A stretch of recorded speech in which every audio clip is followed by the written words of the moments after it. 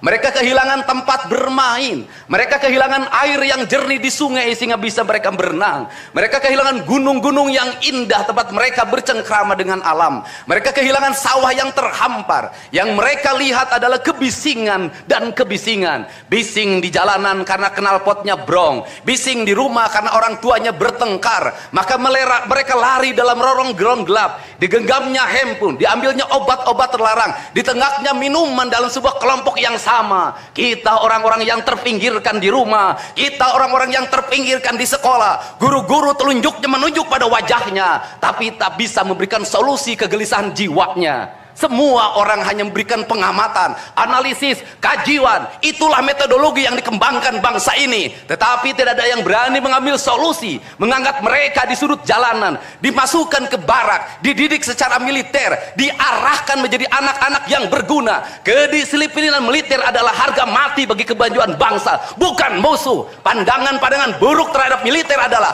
pandangan-pandangan orang yang takut anak-anak Indonesia bangkit, yang takut anak-anak Indonesia mencapai kemajuan. Mereka takut bangsa ini menjadi bangsa kokoh dan tegap. Mereka ingin bangsa Indonesia menjadi bangsa pemabuk yang setiap hari mabuk akan ilmu pengetahuan, yang setiap hari bertengkar di TV, yang setiap hari bertengkar di medsos, sementara hamparan kekayaan alam diambil sama mereka.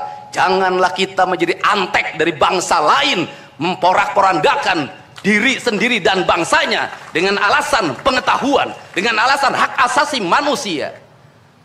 Anak membawa motor di bawah umur adalah pelanggaran hak anak. Kapan kita bertindak?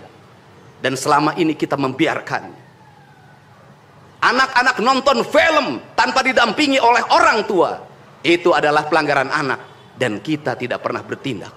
Anak-anak di bawah umur merokok, minum minuman keras, itu adalah pelanggaran hak anak. Semuanya kita berdiam.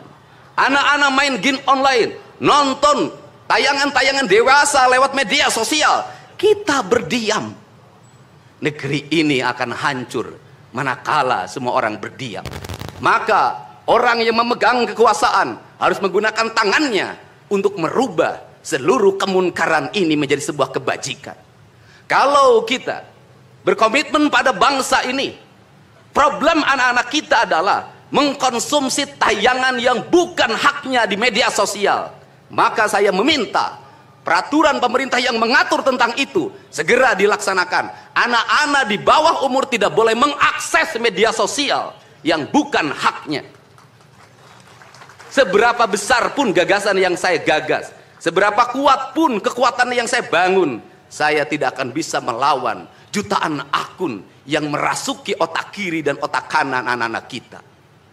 Untuk itu, pada saat ini sudah saatnya kita tidak saling menyalahkan. Untuk itu saat ini tidak ada salahnya kita mengambil tindakan berdasarkan perilaku kita masing-masing. Perilaku ekonomi menyebabkan anak-anak kita kehilangan ibunya karena pergi ke luar negeri. Perilaku ekonomi mengakibatkan anak-anak kita tidak pernah bertemu dengan ibu dan bapaknya karena mereka mencari rejeki. Mereka ada di pojok-pojok rumah bersama kakeknya. Kakeknya melarangnya dia main game online, melarangnya pakai motor jam 11 siang. Maka pisau dapur terhunus dan ditusuk seseorang kakek oleh cucu yang disayanginya. Kerangka pijak seperti ini harus dibangkitkan oleh kita. Semangat militer, bukan militerisasi. Kalau anak-anak dibangunkan jam 4 subuh, di mana letak salahnya dan di mana letak pelanggarannya? Kalau anak-anak dibangunkan kemudian disuruh membereskan tempat tidur, apa salahnya dan apa pelanggaran hak anaknya? Kalau anak-anak disuruh sholat subuh, apa pelanggaran haknya? Kalau anak-anak mengikuti kuliah subuh, apa pelanggaran anaknya? Kalau anak-anak disuruh ngantri kemudian makan pagi, sarapan pagi dengan telur, dengan nasi, dengan pisang dan minum susu, di mana letak salahnya? Kalau anak-anak kemudian disuruh belajar, dan saat belajar duduknya bersikap, memandang ke arah gurunya, memandang mata gurunya, agar terjadi transformasi energi antara guru dengan muridnya, yang hari ini dihilangkan dengan digitalisasi, menghilangkan ruh spiritual konsepsi pendidikan kita, diganti dengan konsep pendidikan digital, yang tidak lagi melahirkan hubungan emosional guru dan murid. Akhirnya murid-murid tidak menghormati guru-gurunya, karena guru lupa mengekspresikan nilai-nilai spiritual dalam dirinya pada murid dalam ruangan yang hening, diganti dengan papan belajar digital. Di mana letak salahnya?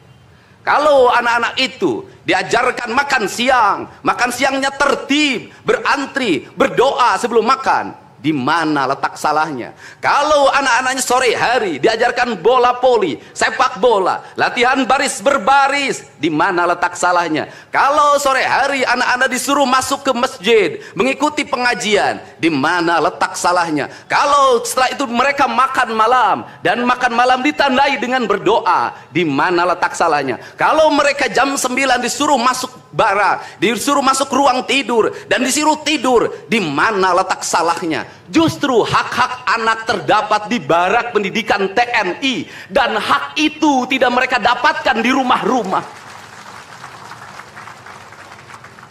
Di rumah-rumah anak-anak tidak bisa tidur malam. Mereka rata-rata tidurnya jam 4, jam 1 malam, jam 2 malam. Di rumah mereka tidak mendapat makanan yang bergizi karena serba fast food. Di rumah mereka tidak mendapatkan kasih sayang. Di jalanan mereka balapan. Mereka tidak mendapatkan ruang hidup tanpa gadget dalam setiap hari. Saya katakan, justru lingkungan kita hari ini, rumah, halaman rumah, kadang sekolah, kadang jalanan, bukan lagi tempat yang ramah untuk anak-anak Indonesia.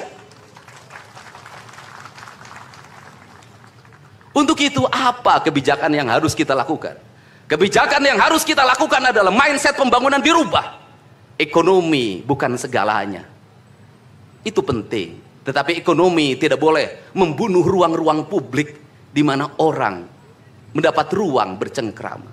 Desain rumah harus dikembalikan pada desain yang membuat jendela, membuat ruang untuk ibu dan bapaknya berkumpul.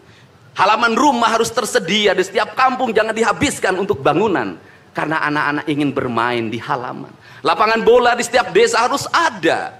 Karena apa? Karena mereka terus berinteraksi olahraga. Sungai-sungai harus dijernihkan, karena anak-anak orang miskin tidak bisa berenang di kolam renang yang berbayar. Mereka harus berenang di sungai-sungai yang jernih. Gunung-gunung harus dihijaukan, karena anak kita perlu hiking dan traveling dalam setiap waktu.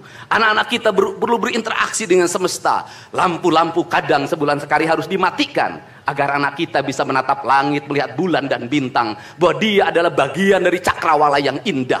Negeri ini sudah sesak dengan uang di kepalanya, yang akhirnya apa?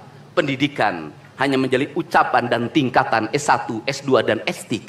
Tapi pendidikan lupa ada nilai esensial yang harus dihidupkan dalam relung hati manusia. Pendidikan Indonesia adalah mewujudkan manusia Indonesia seutuhnya. Mewujudkan manusia Indonesia seutuhnya. Dalam falsafah Sunda disebutnya Pancawaluya. Cager, bager, bener, pinter, singer. Itulah falsafah pendidikan asasi.